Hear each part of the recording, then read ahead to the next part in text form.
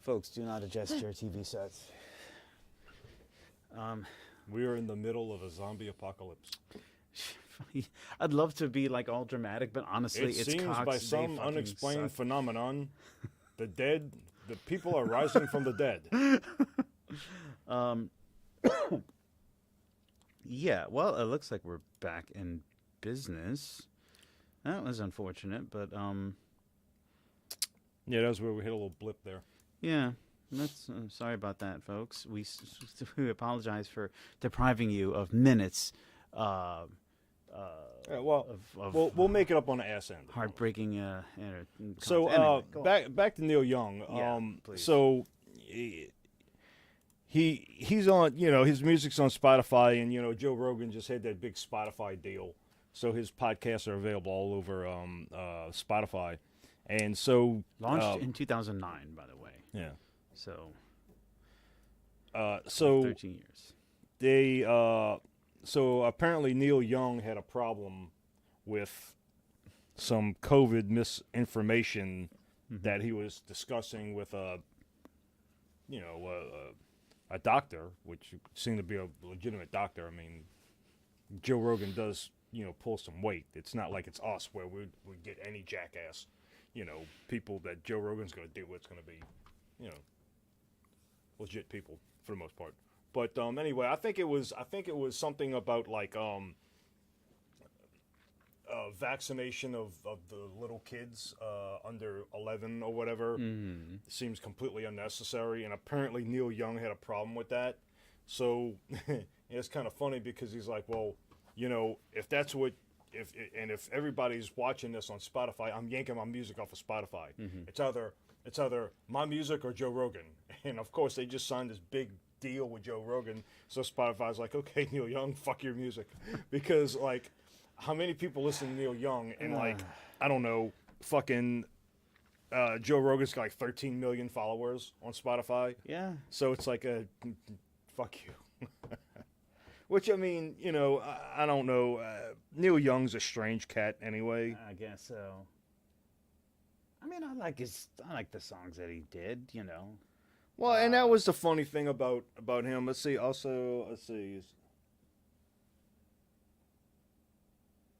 just that all his fans are now dying Yeah, of COVID. Lies being sold for money. I don't know. It kind of seems like he's Canadian, but I mean, it seems like he took it way too far. Neil Young is Canadian? Oh, yeah. Oh, okay. I never really thought about that, but okay. Yeah. That explains everything. Yeah. Yeah, and I'm just trying to get a little bit of... There's not really a whole lot of back and forth between Neil Young and Joe Rogan. Okay. Yeah, I don't think there was any direct confrontation. Not really, but I like mean, the fact of the matter is, I mean, I just think it's funny. And yeah, and I guess we can kind of... shit, I kind of got mixed up here. I actually wanted to put him here. Anyway. That's okay. We'll correct that. Yeah, this show is an homage to chaos. Yeah. What like we said last episode, what else could go wrong? At least it isn't raining. Yeah. Yeah. So Ministry just put out something Did they really? new. Yeah, look at that fucker. Hal Jurgensen is just looking weirder and weirder. Every Yeah, day, well, it's some kind of video that they put out, believe me. And of course it has like a political statement behind it, blah, blah, blah.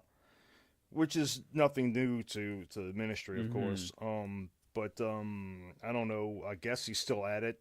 God, he's got to be up there in age now, too. Shit. And so I checked it out, and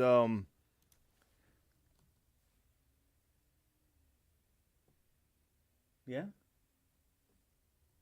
yeah, I don't know. It's like he. I guess I don't know how old he is, but I mean, it's. I'm looking it up now. It seems like he's 63. Yeah. Oh, he sounds like it. It was just like he was almost whispering the lyrics. What? And it's like he's not. It was pretty bad. Oh, Yeah, dear. It was pretty bad. Okay. A little disappointing, I guess. But I mean, I don't know. Ministry, they get. I guess they kind of peaked in the 90s. Yeah, well, yeah, but with whatever Psalm 69 and New World Order. whatever it was that came afterwards. Houses of the Mole, I think it was. Dude, I think we're getting an internet. Jesus built my hot rod. Intermittent connection again. Oh Lord, what's happening here? Okay, y'all, if we just disappear, blame Cox Communications. That's Cox Communications of New Orleans. Write to them, complain. Not that it would make any difference because they don't even listen to I their need my fucking metal customers. lens, damn it. Yeah, seriously. All of y'all in Peoria and Lima, Ohio, please, write your senators and representatives. Your voices must be heard. Mike Shea. Are you having a stroke? No. No, the guitarist and vocalist for Yob. Oh, Mike Shea. okay. Yes, Mike. Kind of looks like shite to me. Mike Shite. Mike Shite. Is it Mike Shite? A schnut? Yeah. Fuck, all right. He's like doing this thing. It's kind of strange, but not really. Not for him, I wouldn't think. He's like doing this piece. It's like a one-off piece. I don't think it has any vocals in it. I think it's just all instrumental. Really? It's called The Complexity of Distance. And it clocks in. It's one solid piece that clocks in at 58 minutes. Oh, of course. Yeah. Which is okay because it's not longer than Dope Smoker. Dope Smoker's like 59. So. Which is one track? Yeah. One solid track? Yeah. But things like that aren't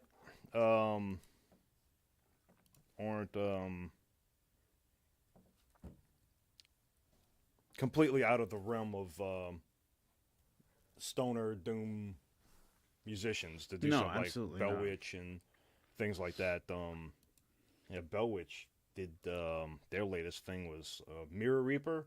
I think that clocks in at over an hour. Okay. And I still haven't really digested the whole thing. Gotcha. And I mean, and that's the whole thing with all that stuff. I mean, I really like it, and I love everything Yob does. Yeah. But it's like, you really got to have the time to sit back and really ingest it, and it's very, very good. And that's the thing. But I just don't have that time, dude. I was just looking up. Meshuggah had done something. When it was actually they separated them into separate tracks. Mm-hmm. I think it was their album Catch 33. Well, yeah, that's what happened to Dope Smoker, because when they wanted to release it, the record company was like, I don't think so. Yeah. So like they broke one it up. track. They broke it up into tracks, and they released it as Jerusalem. Okay. But originally, it's Dope Smoker, and it's just one track. Okay. Yeah. Gotcha. I don't know if it was a pressure from the record label on Meshuggah's part. But it's a similar thing. Every track bleeds into the other, but it might as well just be one solid song. I listened to it in almost in its entirety. Week or two ago, fairly recently. Speaking of Meshuggah, they got some new shit supposed to be coming out. Yeah, I did see that. Yeah. I heard Sugar. one of the released tracks sounds really fucking good to me. Yeah, I don't know what this is, but it seems like it's just a one-off thing with him and it's like not Yob. It's Mike Shite. It's Mike Shite. Shite. Okay. Mike Shite. Shite. Taki mushrooms. Oh, yeah, okay, there it is. Yeah, it's literally just him and a guitar. Him and a guitar. Okay. For 58 minutes. Hope y'all really like Mike Shite. And it's kind of Whatever. like a sun thing, and if anybody's into it, like it's amp worship music. Okay. I guess. Yeah. But whatever. I really like Mike. Shite. It's one syllable. It shouldn't be that fucking difficult, and yet it is. Well, Shite. well, yeah. It's one syllable, but there's 1, 2, 3, 4, 5 consonants in it. So that's what's confusing. Shite. We'll leave it to the Germans. Yeah. To make things just a little bit more complicated on everyone else than it really needs to be. So. This is a good one. Okay. Breaking news. Breaking news. Hold on to your seat, folks. All right. The mighty Boss Tones have broken up. Oh. Well, shit. Okay, what else I got? There goes my weekend. Okay, this is much better. And this is kind of interesting, but Oh, this Chris Barnes thing? yeah. I read that this morning, I think. Yeah, so there was like a podcast, I guess, or some kind of thing with this group of vocalists. It was Notfest, Death Metal Roundtable. Okay. I guess it was like a meeting or something. I don't know. On Notfest featuring Joe Corpsegrinder, the current Cannibal Corpse vocalist. Okay. Trevor. Jesus Christ, I there's think we another just one, dude. lost it. Just lost what? Hold on. What did I lose? Hold on. Let me confirm that. Oh no, we're still on. Okay. Yeah. Trevor. Son of a bitch. Okay, you tell me what the hell that name is. That one. Travers. Oh God. It's all these consonants and no vowels. Stronad. Oh, from the Black Dahlia murder. Okay. Chase Mason from Gatekeeper, and Alex Jones from Undeath. Undeath. Whatever. All right. So it was just these death metal vocalists having a chat, I suppose. So Chris Barnes, I guess, got wind of it, and let me quote him because it's pretty. Well, let's see. I can actually get back to the chit chat. Yeah, I just watched the death metal podcast on YouTube that was done about a week ago with the top, in quotations, the top death metal vocalist. Mm-hmm. It made me physically ill. I despise what this genre has become. I see. And then and see, and you want to know what the, because I mean, if I want to know what Chris Barnes is thinking, because that's you know, Kind of curious myself. because all those fucking albums, you want to know Chris Barnes was the essential death metal vocalist. Yeah. And it's just, and somebody come on the podcast and discuss it, which is legitimate. I guess it's somebody from the podcast. All right. And he's like, no thanks, brother. I have no need to jump on that bandwagon. You guys got all that. Okay. And then says, weak. It's like, I ain't here to play the game. You have fun, though, bro. So, like, he won't elaborate on anything. He's just like, this fucking shit, the top vocalist, okay, blow me. And this shit makes me physically ill. I hate what the genre has become and won't elaborate on it. Right. Like, that's my piece. Fuck off. It's like getting up behind the Which podium for a which debate and I saying can appreciate. nothing. I can appreciate, but Yeah. So the last reply was, "You're the one playing games. You hate what the genre has become, but do you ever promote or discuss new bands and try to help build anything in the genre?" And he goes, "LOL, promote." Ha ha ha ha ha ha. Like, I guess mocking, like, oh, that's what you call promoting. So, yeah, whatever. All right. Yeah, I don't know. I think maybe Barnesy has a little bit of a chip on his shoulder. Well, and that's the thing, and that's you can leave. That's just a whole bunch of shit left to interpretation right there. Right. Which I can kind of appreciate that. What, the deliberate vagueness? Yes, absolutely. I kind of enjoy that. All right then. Well, I mean, yeah, whatever. Interesting news story. Move on. Well, yeah, I read about that, and that just seemed, I don't know. Maybe it was a slow news day for them or something. Maybe. Yeah. Yeah. Looking forward to the... But I mean, the thing that was interesting is that, Corpse Grinder was on it. Yeah. Which the other guy's like, whatever. But, I mean, Corpse Grinder is not a slouch of a death metal vocalist by any motherfucking stretch of the means. Nor is he like some fresh young whippersnapper out here just trying to be like the cool old school. I mean, he'd only just replaced Chris Barnes. Right. What, 20 years ago? Yeah. Something stupid like that? Maybe a little less than that. And that maybe neck 15. is getting bigger, folks. But yeah, It's almost, his neck is probably as wide as my shoulders. Yeah, he's like just a big trapezoid. Yeah. Neck with like a head on top. Fucking. It's almost freakish to see it. Like if you see him lately, and like certain like positions he'll get in, you're like, the fuck?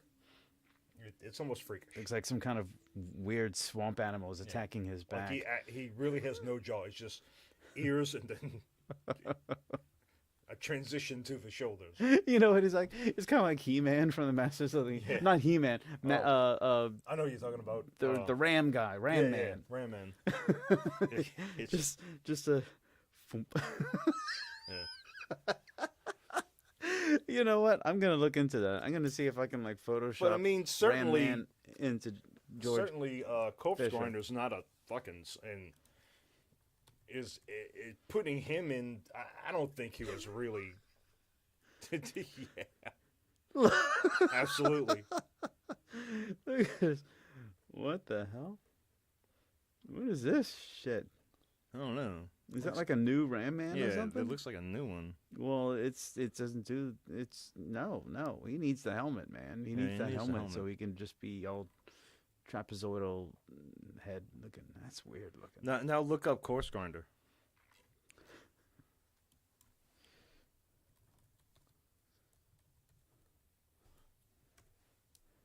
There you go.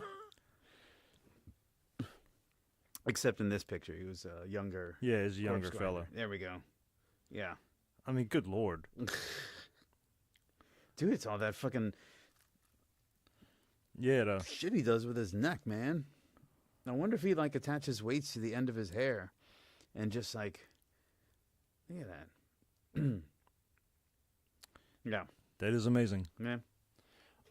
So, yeah. I'm sure he probably wasn't going after Corpse Grinder. I mean, he certainly is one of the top.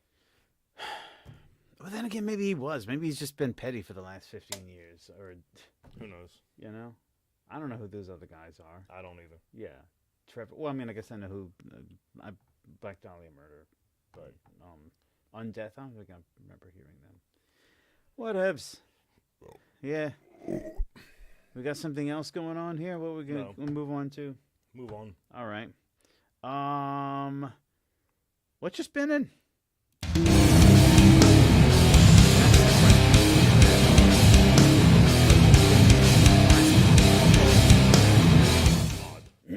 Uh-oh. Okay. Well, I've been listening to Brutus again. I think a little bit because they just recorded. They just recorded a new album. I think 12 tracks maybe. I was following them recently. They still have to mix and master and all that. Yeah, I like Brutus. Danish or? I think Dutch. Yeah, Dutch. Yeah. Something. Or wait, no, they're from Belgium. Oh, there you go. I'm thinking. Whatever. One of those That's Herger European countries. Yeah, one of those. Yeah. But no, I really like it, and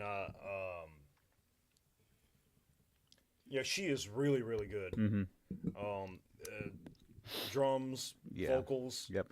And like I said, and I think I've mentioned this before about the guitar player. Mm-hmm. The guitar player is really interesting because it's not like he's not a riff-oriented guitarist. Yes. And if I had to compare him to someone, it would be the guitar player for the Rollins band. Because he's kind of the same way. Mm-hmm. Where it's not so, like, just straightforward riffs. Yeah, yeah, It's really good. yeah, yeah. Not the heaviest shit by any No, means. no. But check them out. I mean, she's really good. I really really like her vocals. Yeah, yeah. it's Clean good. vocals. She can get harsh from time to time, she but can get harsh and it gets it gets heavy yeah, a little bit, but they're just really good. yeah. I'm interested to see what the new shit sounds like. I'm listening to not Converge. I think it's because they did that split with Agoraphobic Nosebleed. Oh, yeah. Pulled some of that shit off the shelf recently too. Well, that's a blast from the past. Really blast from the past, man. I kind of dig. I mean, of the bands that I've heard that I've heard ever that go that strictly use a drum machine. That's probably potentially the best, actually. Or at least when it comes to like heavy stuff. Really, really well programmed. I think by Scott Hull, the guitarist. Yeah, and I mean, there's been some bands like that too, like Dying Fetus. Did they use a drum machine? No, they didn't use a drum machine, but they were an extremely brutal ass fucking band. Fucking right. I still listen to them. Yeah. They, one of those bands you kind of forget about, but you're like, God damn, they're fucking brutal as fuck. Mm-hmm. It's just the three of them, right? They get a second guitarist every odd album or so. I don't know. It's the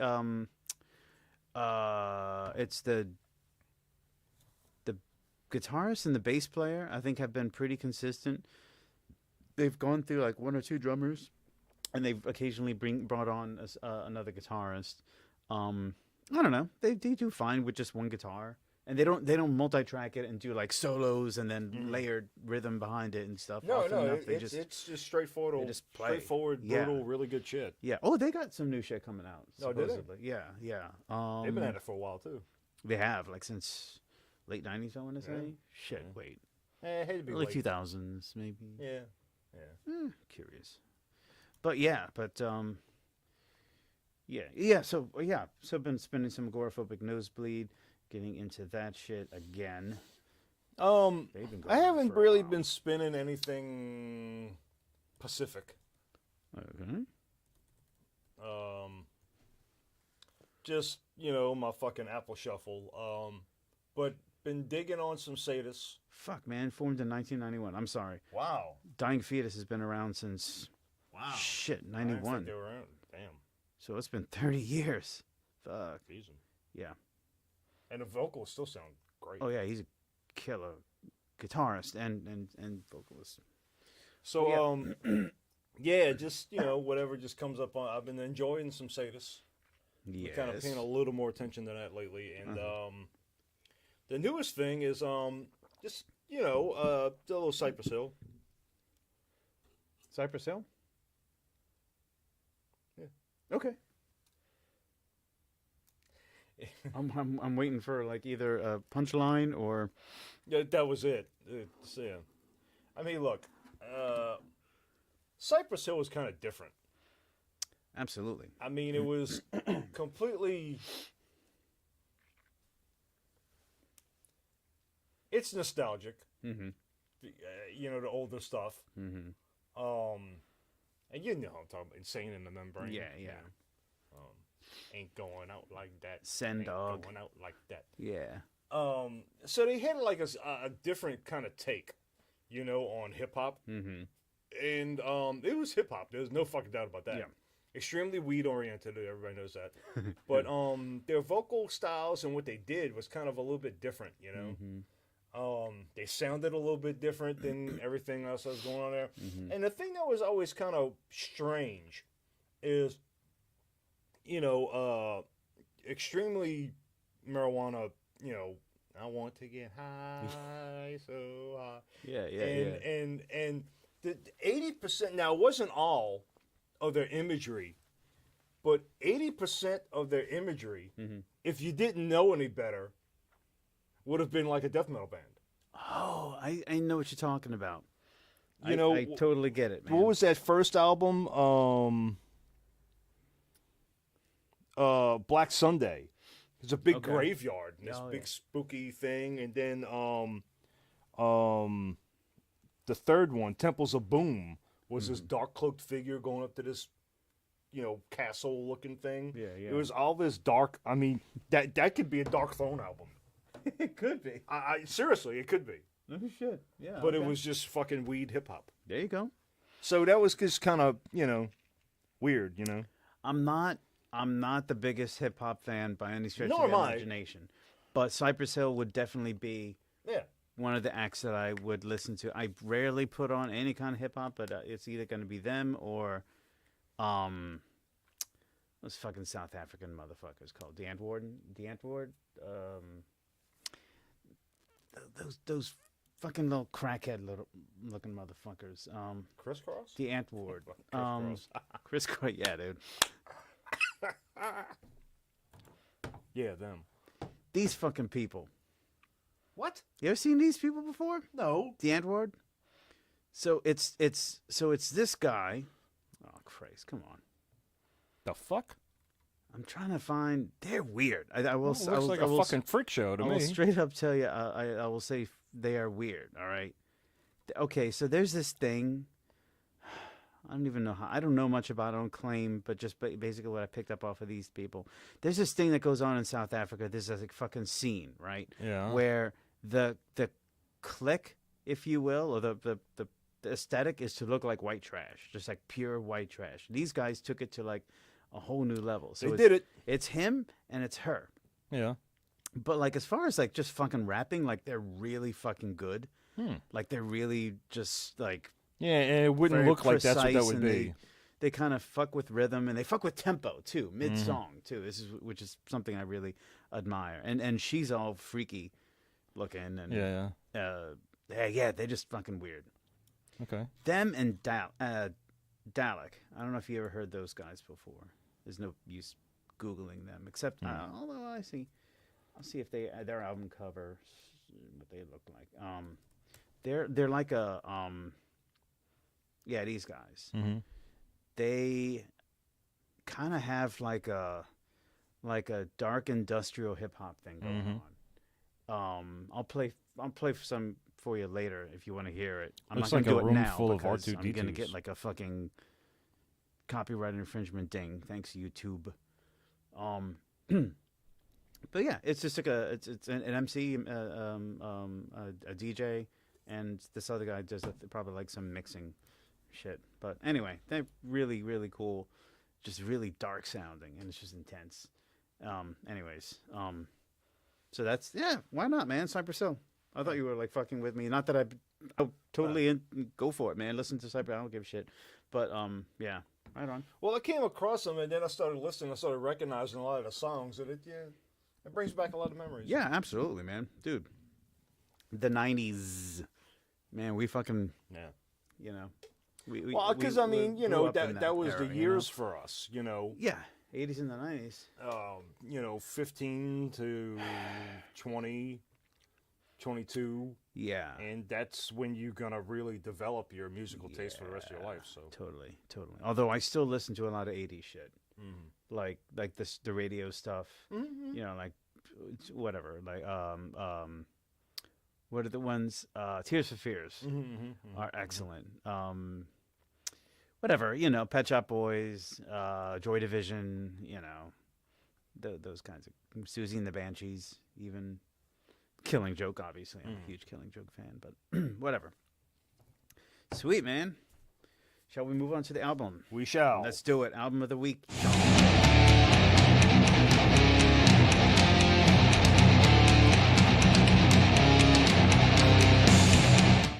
Cut music sounds like we're not monitoring it because we made that mistake last week, and we're kind of tripping out of it. All right, album of the week. This week it's going to be Isis's Oceanic, which was a huge, huge album for all of us. Come out in 2002.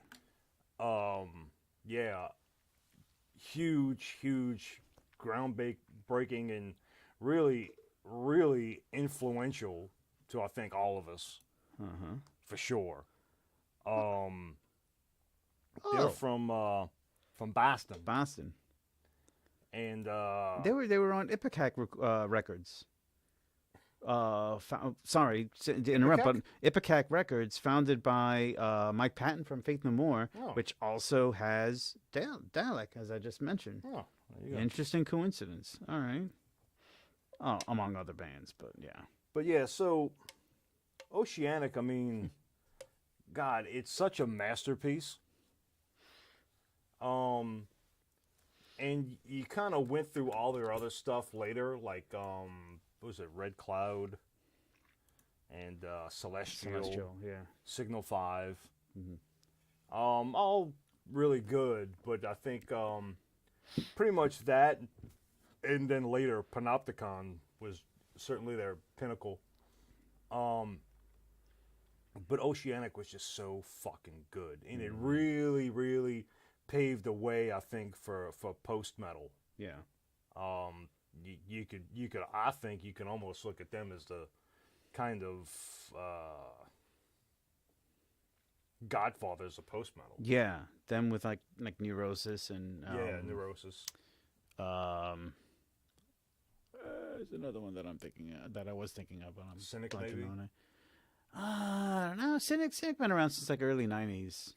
I think they're. I think. Yeah, but anyways, dude, and I'm a late bloomer. I don't think I started. I listened to any ISIS till maybe around 2005. You know. Yeah. So like, man, what it really did was, it's a fucking concept album. And they were so good at like a theme. They would go in and write an album around a theme. Mm-hmm. And it all sounded like it fucking went together. Like the entire album. Mm-hmm. Not Signal 5 probably did, or maybe it's Celestial I'm thinking of. But the earlier stuff didn't. But pretty much from like Celestial on, it was really fucking themed. Mm-hmm. And we know from making albums ourselves, and especially afterwards, Yeah. The work I did with Jason and my own stuff, Mm-hmm. you kind of want to go in. You always want to go in trying to do that, because you're not just, you obviously don't want to just, okay, these are the songs we have written for this year. Yeah. Let's just slap them all together on a fucking on an Gosh. album. Yeah. You want to make some sense of it, Yeah. and you always attempt and try to do that, but it doesn't. It's really hard to do. It's difficult to do. Mm-hmm. They were just fucking masters at it. The drummer was absolutely fucking key to a lot of ISIS's music. Mm-hmm. All the changes, because they would repeat. They would take a riff and they would repeat, and they would just and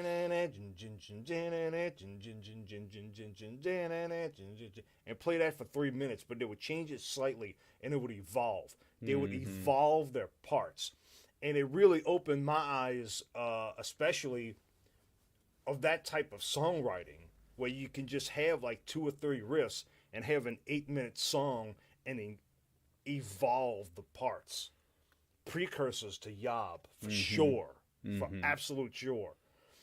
And everything was tipped off by the drummer. You would listen to the drummer and he would tip the changes off, and you could hear him do it. And he would count, like if you were playing something 16 fucking times, every 4th time he would do something, and that would signal the reset of the 4 count. It was just extremely intelligent and extremely tasteful. The bass player was just rock solid, and another sidebar thing that I really liked about ISIS was, you can't understand a motherfucking single lyric.